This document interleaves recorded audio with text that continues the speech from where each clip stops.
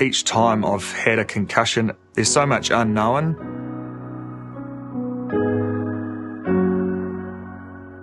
At the Blues, we're extremely aware of the importance of player safety and wellbeing, particularly around concussions. Concussion is a functional brain injury, so it doesn't actually affect the structure of the brain at all. It can be from a direct blow to the head, or it might be a blow to the body, and then that force is transferred up towards the head and the brain. To protect players from returning to the field before they're fully recovered, New Zealand Rugby has some guidelines in place for all players. So we're all reliant on one another to make sure that we pack up anything on the field which could potentially be a concussion.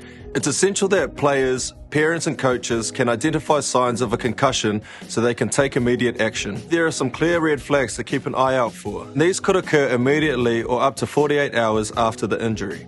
Some of the obvious flags are loss of consciousness, convulsions, stiff posturing, balance issues, neck pain and fatigue. One of the most important things to look out for is if the player isn't behaving like their usual self. If there's any doubt, remove them from the field and seek urgent medical attention. It is important to take on the advice that you're getting from your medical professional. Unfortunately, I've had a couple concussions myself. I found it really tough, to be fair. If you get a head knock, then treat it seriously. The last thing you want to do is come back too early, get another one, and then that prolongs your return of play.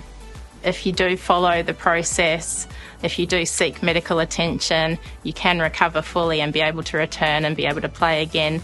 There's plenty of support out there for players and for parents. What I found worked for me was having a plan. At the Blues, we follow New Zealand Rugby's 4 R's of concussion to help us identify and manage the injury. The 4 R's are recognise, remove, recover and return. Recognizing when a concussion's happened, so know what the symptoms are, remove, so you're getting them off the field, getting them out of the training. If you don't come off the field when that occurs and you continue to play, you're about 5.5 times more likely to have a prolonged recovery. And then as part of that remove, we get them into a doctor. And that's a really critical step because the doctor's really important to ensure that you've got the right advice to support your recovery. The 3rd R is recovery, a graduated return to play. And then the last one is, once you've fully recovered, that's that return. So getting back to whatever sport it is that you enjoy playing so you can fully participate. It's not like a knee injury where you're told, oh, you'll be 3 months or whatever. You've just got no idea how long it's going to be. People just need to take their time, and as you're progressing through each stage, making sure that you're symptom-free before you progress on to the next stage. 5, 10 plus years ago, it wasn't the same. The awareness wasn't there.